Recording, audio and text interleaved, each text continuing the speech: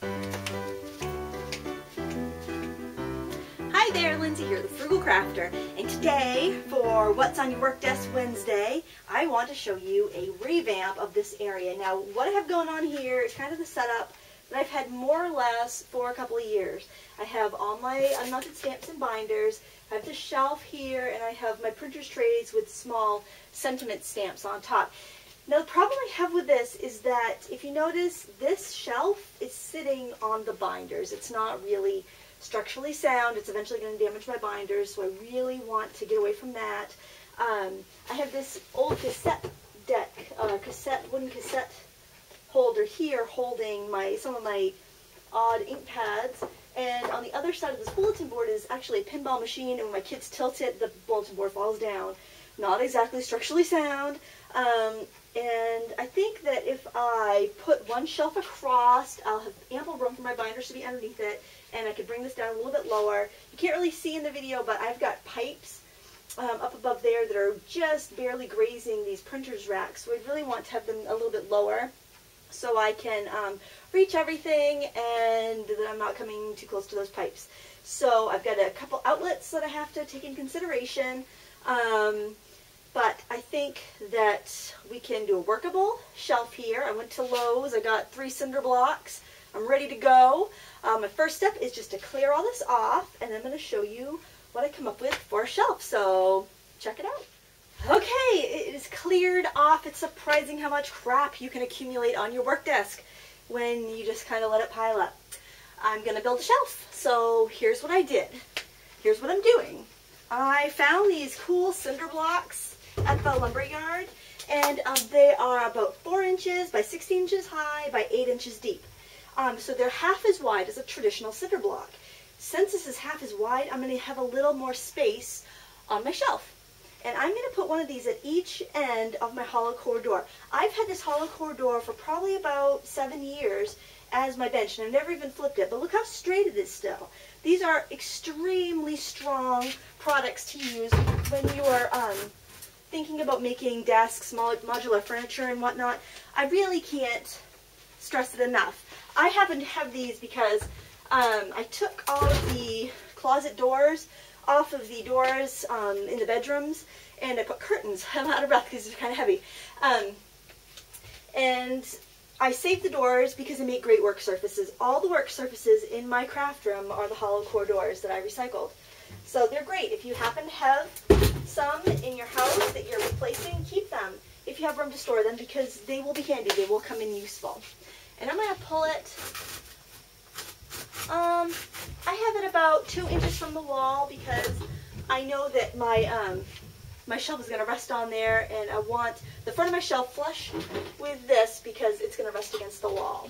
And I might actually want to check on my sawhorses. Yes, I do want to check on my sawhorses. Obviously, they're too close to the front. My table is actually, I don't know if you can see this, now you can't see that on the video very well, but it's on sawhorses, and then I have some cube units underneath there for storage. So let me push back my sawhorses, get this a little bit more stable, and I'll be back to show you how we build the shelf. Okay, maybe this should be a how not to DIY video. I don't know. I haven't decided that yet. We'll see when it's all done, how it comes out. Alright, we're back with the cinder blocks at each end of our precariously balanced on sawhorse table. But it's better than what I did before. Okay, about 2 inches from the wall. I want to make sure that it's going to be good and stable. That one's wobbling a bit. I'm going to try it on the other end. There we go. This is a lot of work lugging these cinder blocks around. And I'm going to put one in the middle that's the standard size because it's a little bit thicker, and it will be a little more stable. All about sound construction, as you can tell. Alright, there we go. Oh my gosh, it's a lot of work. Okay, and I'm a weakling, so it makes it even seem like more work. I'm going to put these on the opposite way they were before so they can kind of bow the other way for a while. And I'm going to center the board on this middle panel, so it's going to hang off a little bit, but that's all right because it's going to give me a little bit longer shelves to work with. All right, hopefully that fits. I'm going to have to shove it down that way a little bit more, or cut the wood, but there we have a shelf. I'm very pleased with the shelf.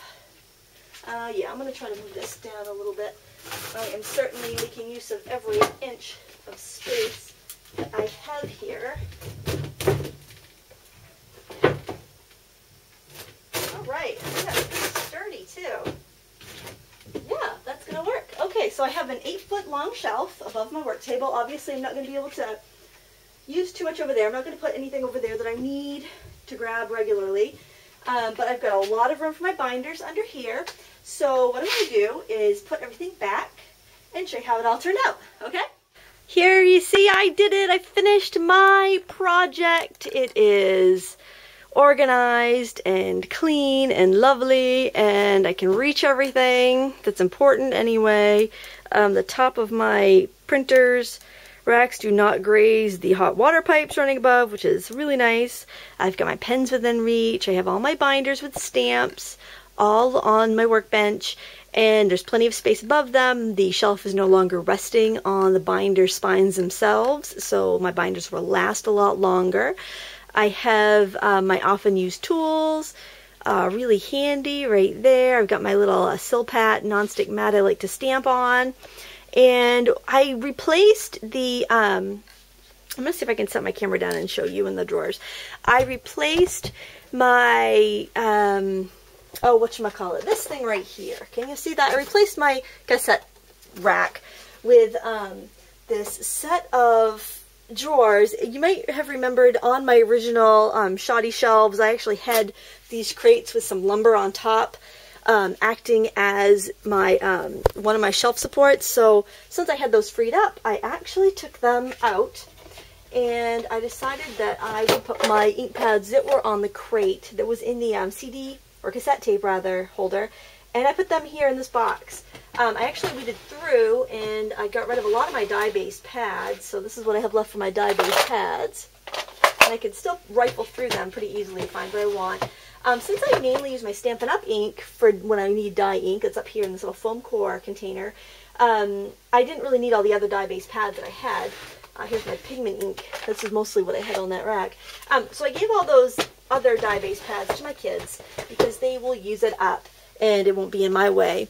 If we look to the top there, I've got my embossing tool. I have my Tim Holtz inks, and that silver in the background, that is the back of my pinball machine. So when the kids tilt the pinball machine to get a ball unstuck, it's not going to knock over anything. There's a nice 3-inch space or so between my ink rack and the back of the pinball machine, so I don't have to worry about that.